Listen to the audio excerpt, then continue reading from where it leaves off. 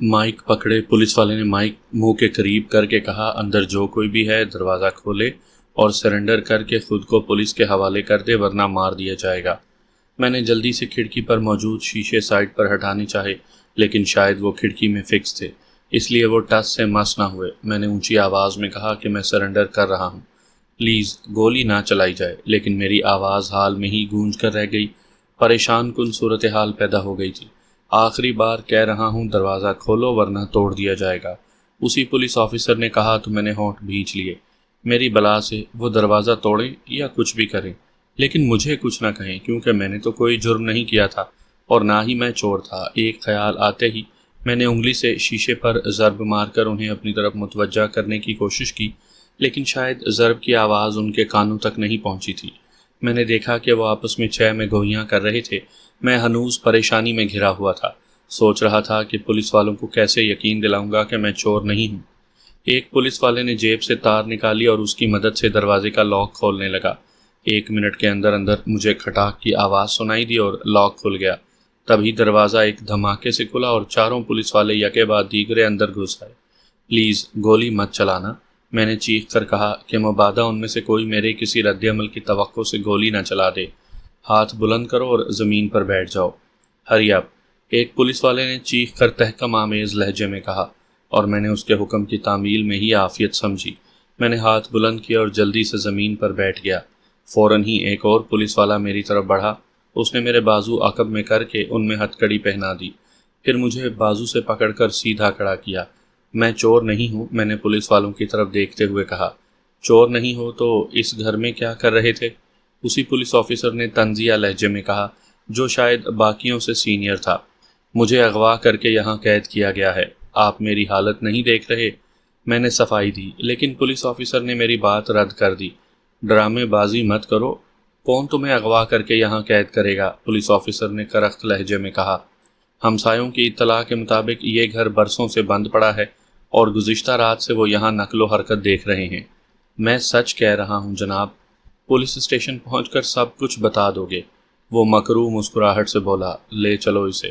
میں نے بہت کہا کہ میں چور نہیں ہوں، ہمسایوں کو غلط فہمی ہوئی ہے، مجھے کرٹس نے اغوا کر کے یہاں قید کیا ہے اور مجھ پر تشدد کیا ہے، لیکن پولیس آفیسر نے میری بات پر یقین نہ کیا اور مجھے گھسیٹتے ہوئے کار میں ڈال کر پولیس اسٹیشن لے آئے۔ ہتھ کڑی کھول کر مجھے کسی بڑے پولیس آفیسر کے سامنے بٹھا دیا گیا، جو بغور میرے سوجے ہوئے چہرے کا جائزہ لینے میں مگن تھا۔ کمرے میں سینئر پولیس آفیسر موجود تھا، باقی تینوں وہاں سے چلے گئے تھے۔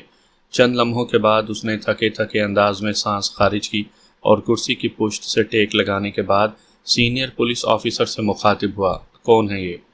گرین ٹاؤن سے ایک شخص نے کال کر کے اطلاع دی کہ اس کے گھر کے تھوڑے سے فاصلے پر موجود ایک گھر میں چور موجود ہے۔ گزشتہ رات سے وہ اس گھر کی نقل و حرکت نوٹ کر رہا ہے۔ وہاں اس کے ساتھی بھی موجود تھے، جو ہمارے وہاں پہنچنے سے کچھ دیر پہلے ہی وہاں سے چلے گئے تھے، لیکن یہ ہمارے قابو آ گیا۔ سینئر پولیس آفیسر نے تفصیل سے بات کی۔ بڑے پولیس آفیسر نے ہنکاری بھری اور اس بار مجھ سے استفسار کیا، کب سے چوریاں کر رہے ہو اور تمہارے ساتھی کہاں ہیں؟ جناب، میں چور نہیں ہوں اور نہ ہی وہ میرے ساتھی ہیں، میں نے جواب دیا۔ کرٹس اور اس کے ساتھی مجھے میرے اپارٹمنٹ سے اغوا کر کے اس گھر میں لے گئے تھے جہاں پر انہوں نے مجھ پر بے پناہ تشدد کیا۔ آپ میرے سوجے ہوئے چہرے سے اندازہ لگا سکتے ہیں۔ اگر میں چور ہوتا تو چوری کرنے کے بعد میں اس گھر میں کیوں ٹھہرتا؟ پھر یقیناً تم تینوں میں مال کی تقسیم پر جھگڑا ہوا ہوگا، اس نے پرسوچ لہجے میں کہا، اور اکثر ایسا ہوتا رہتا ہے۔ تم نے مال زیادہ مانگا ہوگا اور اس بات پر تم تینوں کے درمیان جھگڑا ہو گیا ہوگا، نتیجتاً ان دونوں نے تمہیں مارا پیٹا ہوگا۔ میں اندر ہی اندر اس کی بات پر کھولنے لگا، لیکن خود پر قابو رکھا۔ میں کوئی ایسی حرکت نہیں کرنا چاہتا تھا کہ وہ سیخ پا ہو جائے، لیکن یہ بات سوچ طلب تھی کہ کرٹس اور جو بائیڈن آخر مجھے اکیلا چھوڑ کر کیوں بھاگ گئے تھے؟ کیا انہیں پولیس کی آمد کی بھنک پڑ گئی تھی؟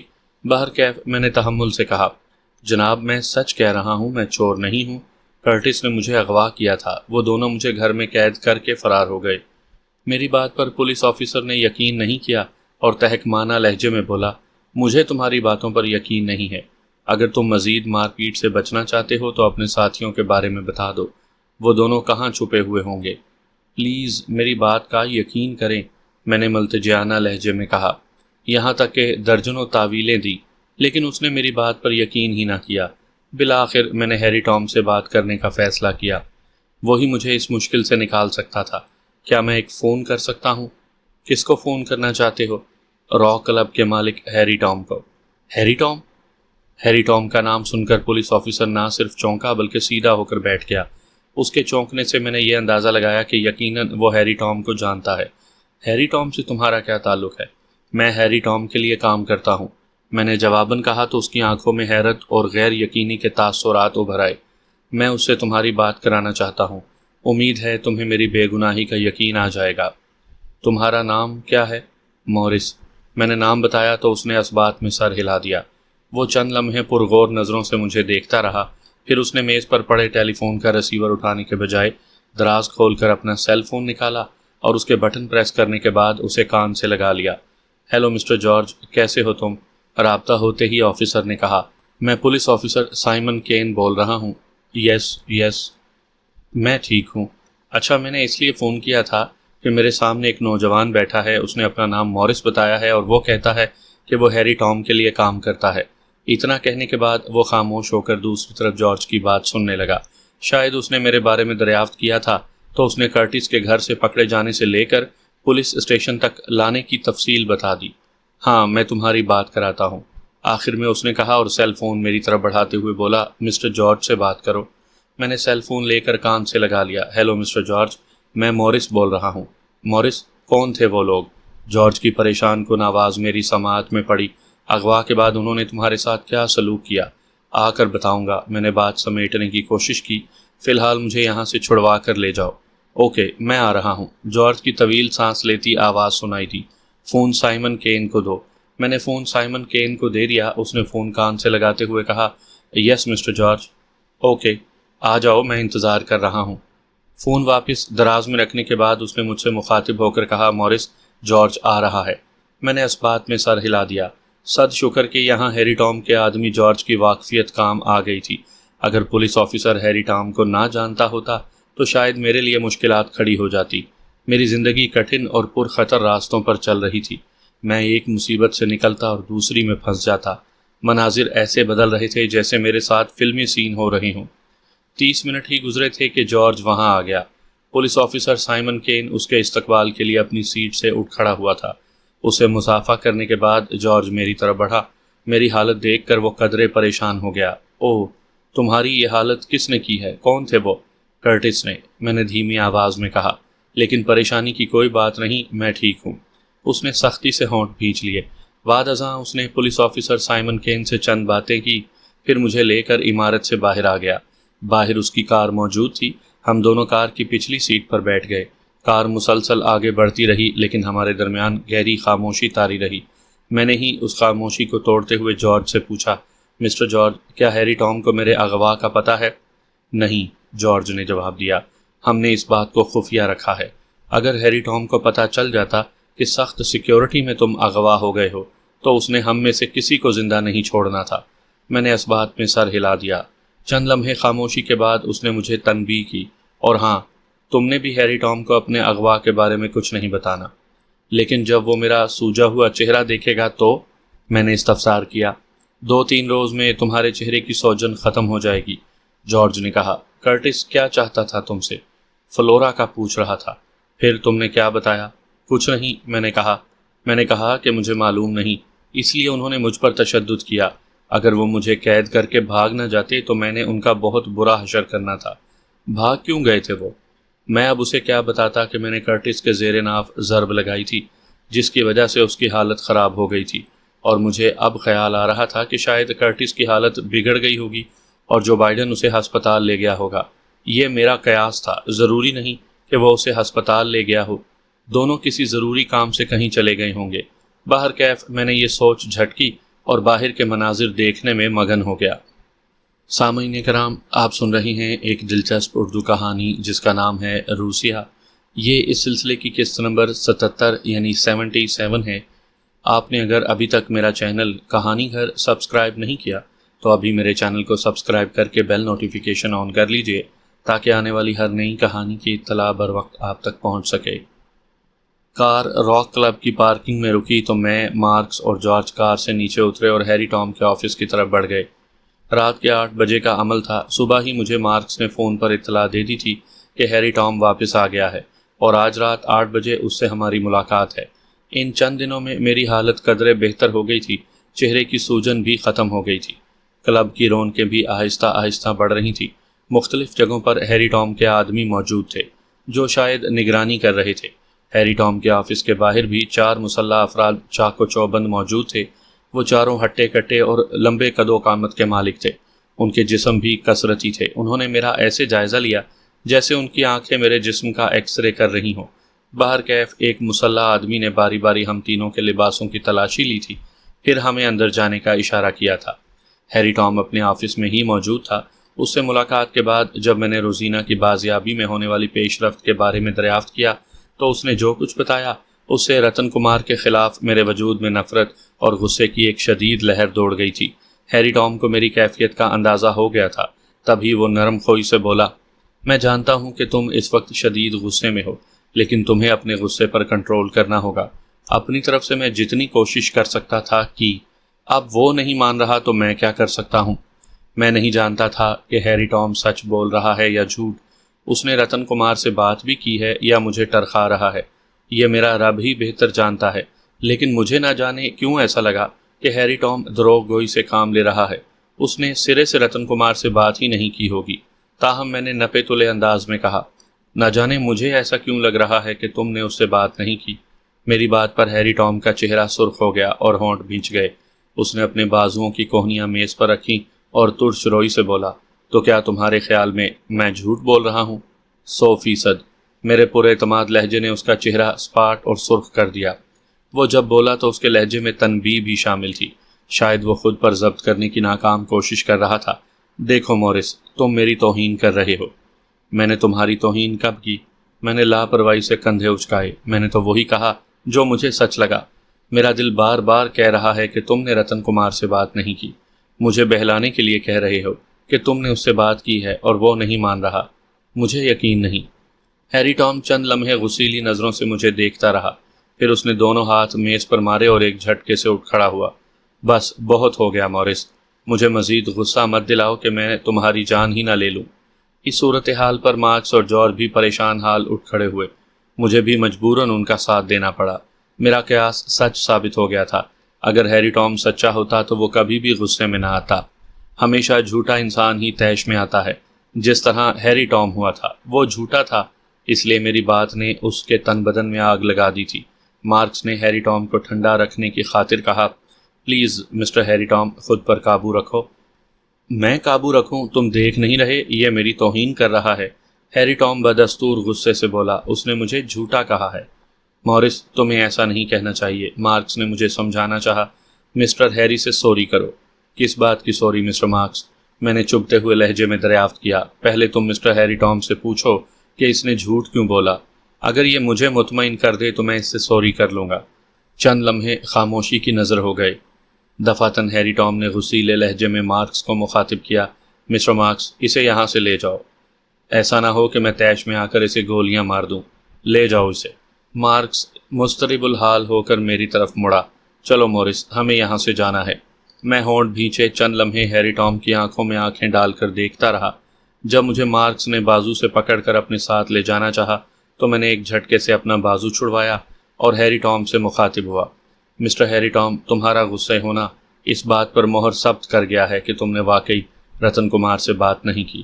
اگر تم سچے ہوتے تو غصے میں نہ آتے، لیکن یاد رکھنا، اگر تم اپنے وعدے سے پھر جاؤ گے تو میں بھی اپنے وعدے سے پھرنے میں ایک لمحے کی بھی دیر نہیں کروں گا۔ میں تمہیں آخری موقع دے رہا ہوں۔ رتن کمار سے نہ صرف بات کرو بلکہ میری بہن کو بھی واپس لے آؤ، ورنہ… میری بات مکمل ہونے سے پہلے ہی ہیری ٹام نے درستگی سے کہا، ورنہ کیا کرو گے تم؟ ورنہ… میں نے شعلہ بار نظروں سے اسے دیکھتے ہوئے کہا، ورنہ تمہارے لیے اچھا نہیں ہوگا۔ مارکس، ہیری ٹام دھاڑا، کیا دیکھ رہے ہو؟ لے جاؤ اسے۔ اس کی باتیں میری برداشت سے باہر ہو رہی ہیں۔ لے جاؤ اسے ورنہ یہ میرے ہاتھوں مارا جائے گا۔ مارکس اور جارج دونوں نے مجھے بازوؤں سے پکڑا اور وہاں سے لے گئے۔ آفس کے دروازے پر چاروں مسلح افراد بدستور موجود تھے۔ کار میں بیٹھتے ہی مارکس مجھ پر چڑھ دوڑا۔ یہ کیا پاگل پن تھا مورس؟ تم نے مسٹر ہیری کو غصہ کیوں دلایا؟ سچ بات ہمیشہ کڑوی لگتی ہے، میں نے نخوت سے کہا۔ میرا سچ کہنا بھی ہیری ٹام کو ناگوار گزرا ہے۔ میں اب بھی یہی کہوں گا کہ وہ جھوٹا ہے اور اس نے رتن کمار سے بات نہیں کی۔ مارکس نے طویل سانس لیا۔ ہو سکتا ہے تمہارا آئیڈیا غلط ہو، شاید ہیری ٹام نے رتن کمار سے بات کی ہو۔ میں ڈنکے کی چوٹ پر کہتا ہوں کہ اس نے رتن کمار سے بات نہیں کی، میں نے ٹھوس لہجے میں کہا۔ اگر وہ سچا ہوتا تو اپنی بات ثابت کرنے کے لیے کوئی نہ کوئی ثبوت دکھاتا۔ سوری مسٹر مارکس، میں یہ کہنے پر مجبور ہوں کہ مسٹر ہیری ایک دھوکے باز، مکار اور جھوٹا انسان ہے۔ اس نے اپنے وعدے کی پاسداری نہیں کی۔ مارکس نے ہونٹ بھینچ لیے۔ میرے لہجے کی پختگی نے اسے خاموش رہنے پر مجبور کر دیا تھا۔ تبھی اس کے اشارے پر جارج نے کار سٹارٹ کر کے آگے بڑھا دی۔ عین اسی لمحے ایک اور کار بھی ہماری کار کے پیچھے آنے لگی۔ اس میں واکر اور اس کے ساتھی سوار تھے۔ دفعتاً ہماری کار جیسے ہی مین گیٹ کراس کرنے لگی تو عین اسی لمحے ایک کار انٹر ہوئی۔ میری نظر اچانک ہی کار میں بیٹھے شخص پر پڑی تھی۔ اس کار میں ڈرائیور کے ساتھ والی سیٹ پر جو شخص تم تراک سے براجمان تھا، اسے دیکھتے ہی میرے جسم میں چیونٹیاں سی رینگنے لگیں۔ وہ اسماعیل شاہد تھا۔ میں چونکہ پچھلی سیٹ پر براجمان تھا اس لیے اس کی نظر مجھ پر نہیں پڑی تھی۔ جب اس کی کار ہماری کار کے قریب سے گزری تو میں نے دیکھا کہ اس کی کار کی پچھلی سیٹ پر ایک گوری اور خوبصورت نین اور نقش والی لڑکی بیٹھی ہوئی تھی۔ اس کے سر کے بال بوائے کٹ تھے اور چہرہ اسپاٹ تھا۔ مجھے یوں لگا جیسے وہ زندگی میں کبھی مسکرائی بھی نہ ہو۔ شاید مارکس نے میرا دیکھنا نوٹس کر لیا تھا، تبھی اس نے نرم لہجے میں استفسار کیا، مورس کس کو دیکھ رہے ہو؟ کسی کو نہیں، میں فوراً سیدھا ہوا اور اسے جواب دیا۔ اس نے ہنکاری بھری۔ کار کلب کی حدود سے نکل کر سڑک پر دوڑ رہی تھی۔ اسماعیل شاہد کو دیکھ کر میرا خون کھول اٹھا تھا، بے چینی بڑھ گئی تھی جو کسی طور کم نہیں ہو رہی تھی۔ مارکس اور جارج بھی بے حد سنجیدہ تھے، مجھے ان کی کوئی پرواہ نہیں تھی۔ مجھے ہیری ٹام پر بھی غصہ تھا جس نے میرے ساتھ دھوکہ کیا تھا۔ میں اسے دھوکے کا جواب دھوکے سے ہی دینا چاہتا تھا۔ سب سے پہلے مجھے اس کے چنگل سے آزادی حاصل کرنی تھی، تب جا کر میں اس کے خلاف کام کر سکتا تھا۔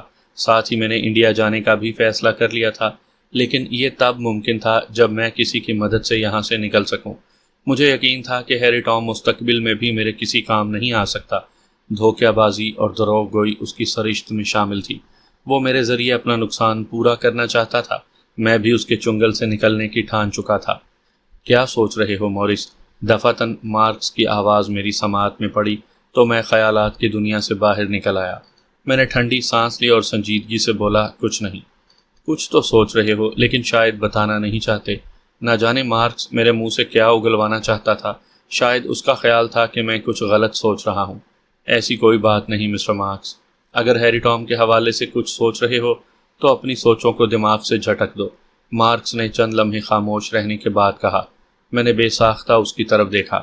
نہیں، میں اس کے بارے میں کچھ نہیں سوچ رہا، میں نے مسکراتے ہوئے کہا، حالانکہ اس کا قیاس بالکل درست تھا۔ میں ہیری ٹام کے متعلق ہی سوچ رہا تھا۔ پھر یقیناً فلورا کے بارے میں سوچ رہے ہوگے۔ جارج نے میری طرف دیکھا۔ اس کے چہرے پر ہلکی سی مسکراہٹ تھی۔ میں نے بھی ہیری ٹام اور اسماعیل شاہد کو نظر انداز کر کے اپنے غصے پر قابو پا لیا تھا، اس لیے دوستانہ ماحول میں گفتگو جاری تھی۔ ہاں، میں نے برملا کہا، ویسے تم لوگوں نے اس کے ساتھ اچھا نہیں کیا۔ بیچاری مجھ سے دوستی کر رہی تھی اور تم لوگوں سے برداشت نہیں ہوا اور اسے مجھ سے دور کر دیا۔ مارکس اور جارج دونوں نے مشترکہ کہا لگایا۔ مارکس بولا، یعنی تم بھی اس کی طرف مائل ہو رہے تھے؟ میں نے آنکھیں گھماتے ہوئے کہا، نہیں، ایسا تو کچھ نہیں، بس وہ ایک اچھی لڑکی ہے۔ اگر اسے تم سے دور نہ کرتے تو کرٹس تمہارے ساتھ اسے بھی اغوا کر لیتا۔ مارکس کے لہجے میں اب کی بار سنجیدگی تھی۔ کیا تم اس سے ملنا چاہو گے؟ بالکل، میں نے کہا، اگر ایسا ممکن ہے تو میں اس سے ضرور ملنا چاہوں گا۔ میں ایسی باتیں اپنا ذہن بٹانے کی خاطر کر رہا تھا۔ اسماعیل شاہد کو دیکھ کر میرے اندر جو ابال آیا تھا، میں اسے کسی طرح سرد کرنا چاہتا تھا۔ مارکس نے ایک بار پھر کہا لگایا اور بولا، ٹھیک ہے، میں تمہاری یہ خواہش بھی پوری کر دوں گا۔ کب؟ میں نے بے ساختہ پوچھا۔ اب اتنے بھی بے صبرے نہ ہو، مارکس نے کہا، جلد ہی اس سے تمہاری ملاقات کروا دی جائے گی۔ آخر میں اس نے یہ بات معنی خیز انداز میں کہی تھی۔ وہ جو کچھ سمجھ یا سوچ رہا تھا ایسا کچھ نہیں تھا۔ اوکے، میں انتظار کر لیتا ہوں۔ میں نے ٹھنڈی سانس اپنے اندر انڈیلی۔ Good boy. کافی دیر سفر کرنے کے بعد جب کار ایک بڑی سی عمارت کے سامنے رکی تو میں نے حیرت سے عمارت کی طرف دیکھا۔ وہ کافی بڑی عمارت تھی جس کی دیواروں پر زرد رنگ کا پینٹ کیا گیا تھا۔ کیا فلورا یہیں رہتی ہے؟ میرے منہ سے نکلا تو مارکس اور جارج نے ایک بار پھر مشترکہ کہا لگایا۔ جارج، میرا خیال ہے اس کی فلورا سے جلد ہی ملاقات کروانی پڑے گی، مارکس نے معنی خیز لہجے میں کہا، ورنہ یہ اس کے فراق میں پاگل ہو جائے گا۔ میں خجل سا ہو گیا۔ مارکس نے گردن موڑ کر میری طرف دیکھا۔ فلورا یہاں نہیں رہتی، لیکن آج سے تم اس عمارت کے اپارٹمنٹ میں رہو گے۔ کیوں؟ میرے منہ سے بے ساختہ نکلا۔ وہ زیر لب مسکرایا اور بولا، ہیری ٹام کا حکم ہے۔ اس حکم کے پیچھے کیا وجہ ہے؟ کرٹس۔ میں نے ہونٹ بھینچے۔ یعنی کرٹس کے ڈر کی وجہ سے مجھے یہاں رہنا ہوگا؟ تم لوگ خواہ اس سے ڈر رہے ہو۔ ڈر نہیں رہے، مارکس نے سنجیدگی سے کہا، دراصل ہم کسی قسم کا ہنگامہ نہیں چاہتے، اس لیے ہیری ٹام نے فیصلہ کیا ہے کہ تمہیں کسی ایسی جگہ رکھا جائے جس کے بارے میں ہمارے علاوہ اور کسی کو علم نہ ہو۔ تمہیں گھومنے پھرنے کی اجازت ہے، لیکن اپنا حلیہ ضرور بدل لینا۔ اور ہاں، آنے والے سنڈے کو تمہارا ایک اور باکسر سے مقابلہ ہے۔ اس مقابلے پر $10 لاکھ کا جوا ہے۔ تم اچھی طرح تیاری کرو۔ میں اس مقابلے میں حصہ نہیں لوں گا۔ میں نے بھی سنجیدگی اختیار کی۔ کیا؟ کیوں؟ کیونکہ ہیری ٹام نے میرے ساتھ دھوکہ کیا ہے، میں نے وجہ بتائی۔ مارکس نے چند لمحے کچھ سوچا، پھر میری طرف دیکھتے ہوئے بولا، دیکھو مورس، تم ایک جذباتی نوجوان ہو، جو منہ میں آتا ہے کہہ دیتے ہو۔ تمہیں ہیری ٹام کی بات پر اعتبار کرنا چاہیے تھا۔ اس نے تمہارے ساتھ کوئی دھوکہ نہیں کیا۔ تم اسے کچھ وقت دو تاکہ وہ تمہاری بہن کے حوالے سے کام کر سکے۔ ایسا نہیں ہو سکتا کہ تم کہو اور فوراً کام ہو جائے۔ ہر کام میں وقت تو لگتا ہے۔ بزنس کے کچھ اصول ہوتے ہیں۔ ہمارے بزنس میں یہ اصول تو سرے سے ہی نہیں کہ جو لڑکی ہم فروخت کر دیتے ہیں اسے واپس لینے کے لیے رابطہ کریں۔ تو تمہارا خیال ہے کہ مجھے انتظار کرنا چاہیے؟ میں نے کہا۔ ہاں، انتظار کرو، مارکس نے کہا۔ میں ہیری ٹام سے خصوصی طور پر تمہاری بہن کے حوالے سے بات کروں گا۔ ہیری ٹام میری بات نہیں ٹالتا۔ میں اس سے کہوں گا کہ وہ کسی کو انڈیا رتن کمار کے پاس بھیجے اور وہ تمہاری بہن کو واپس لے آئے۔ کسی کو بھیجنے کی کیا ضرورت ہے؟ مجھے ہی بھجوا دو، میں نے کہا۔ اپنی بہن کو میں خود ہی لے آؤں گا۔ میرا نہیں خیال کہ ہیری ٹام یہ مانے گا۔ مارکس نے نفی میں سر ہلایا۔ تم بات تو کر کے دیکھو۔ اوکے، کروں گا بات، لیکن تمہیں اپنے غصے پر قابو پانا ہوگا، مارکس نے کہا۔ میں پرتیقن لہجے میں اسے یقین دہانی کروانے لگا۔ میں اپنے غصے پر کنٹرول کروں گا، مارکس نے اثبات میں سر ہلایا۔ ٹھیک ہے، اپارٹمنٹ کے دوسرے کمرے میں باکسنگ کا سامان موجود ہے۔ تم نے آج سے پریکٹس شروع کر دینی ہے۔ اس بار تمہارا مقابلہ ایک نامور باکسر سے ہوگا۔ عین اسی لمحے ایک اور کار بھی ہماری کار کے قریب آ کر رک گئی اور واکر اور اس کے ساتھی باہر نکل آئے۔ اس کے ساتھیوں میں 2 مزید نوجوانوں کا اضافہ ہو گیا تھا۔ وہ دونوں بھی لمبے تڑنگے اور چہروں سے کرخت دکھائی دیتے تھے۔ جیکٹوں کی جیبیں ابھری ہوئی تھیں، یقیناً ان میں ریوالورز تھے۔ میں واکر اور اس کے ساتھیوں کے میت میں چلتا ہوا 5ویں منزل پر موجود نئے اپارٹمنٹ میں پہنچ گیا۔ وہ اپارٹمنٹ بھی پہلے اپارٹمنٹ کی طرح کشادہ اور صاف ستھرا تھا۔ اس کے بھی 2 کمرے، 2 اٹیچ باتھ روم، کشادہ اور خوبصورت انداز میں سجا ہوا ڈرائنگ روم تھے۔ کچن ڈرائنگ روم کے کونے میں انتہائی خوبصورت انداز میں بنایا گیا تھا۔ میں صوفے پر بیٹھ گیا۔ میرا سوچ کا دائرہ خود بخود اسماعیل شاہد پر مرکوز ہو گیا۔ میرے ذہن کے پردے پر بار بار اسماعیل شاہد کا چہرہ ابھر رہا تھا، جس کی بدولت میری بہن روزینہ کہاں سے کہاں پہنچ گئی تھی۔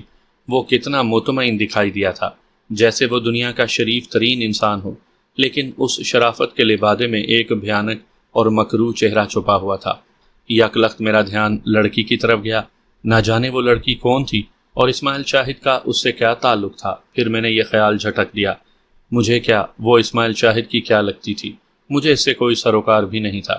واقعی اسماعیل شاہد کو دیکھ کر میرے اندر بھونچال سا آ گیا تھا، جسے مارکس نے دوستانہ ماحول میں ہونے والی گفتگو سے ٹھنڈا کر دیا تھا۔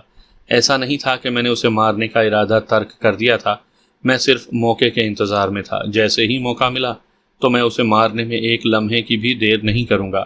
زمین کو اس کے ناپاک وجود سے پاک کرنا ضروری تھا۔ گو اسماعیل شاہد، چودھری باسط اور ہیری ٹام جیسے کئی لوگ اس دنیا میں موجود ہیں جو پورنوگرافک جیسے مکروہ اور گھٹیا بزنس کر رہے ہیں، لیکن ان سے کوئی بھی اکیلا نبٹ نہیں سکتا۔ سوچ طلب بات یہ ہے کہ امریکہ اور دیگر مغربی ممالک میں حکومتوں کی ناک کے نیچے ایسی ویب سائٹس چل رہی ہیں، کیا کسی نے ان پر پابندی لگائی؟ میرے شب و روز اسی اپارٹمنٹ میں گزرنے لگے، ساتھ ہی میں نے باکسنگ کی پریکٹس بھی جاری رکھی۔ دوسرے کمرے میں باکسنگ کا سامان موجود تھا۔